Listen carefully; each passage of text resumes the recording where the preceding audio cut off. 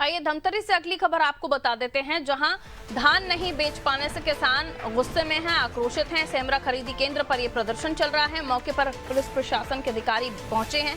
किसानों को समझाइश दी जा रही है। सेमरा खरीदी केंद्र पर धान नहीं खरीदने से या नहीं बेच पाने के चलते ये किसान जो है गुस्से में हैं, आक्रोशित हैं। अधिकारी पहुंच गए हैं, प्रशासनिक अधिकारी पहुंच गए हैं और किसानों को समझाइश दी जा रही है।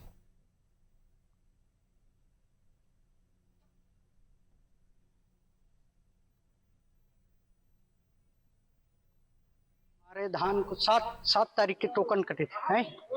ये हर 93 कुंटल के अभी धान पहले कटे रही टोकन, तो अभी 30 कुंटल के हो गए।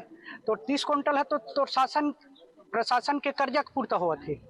और जब मैं हर बाहर से कर्जा करे हूँ, खातू कचरा और कहीं ट्रैक्टर वेक्टर है, सबके मैं कर्जा कहाँ से छूटूं। इसलिए मेरे शरीर में दर्द हो रहा है।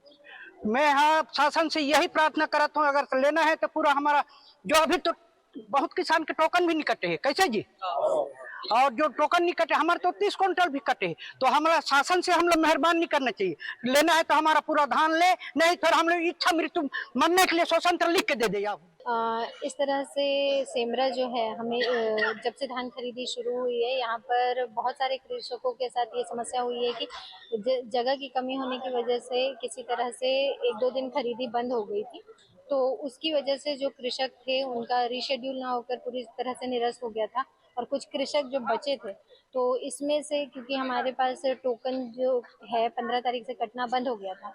अब उसके बाद बहुत ज़्यादा ऊपर अवगत कराने के बाद, रिक्वेस्ट करने के बाद हमको 1 दिन टोकन काटने का जो परमिशन मिला है, ओपन हुआ था।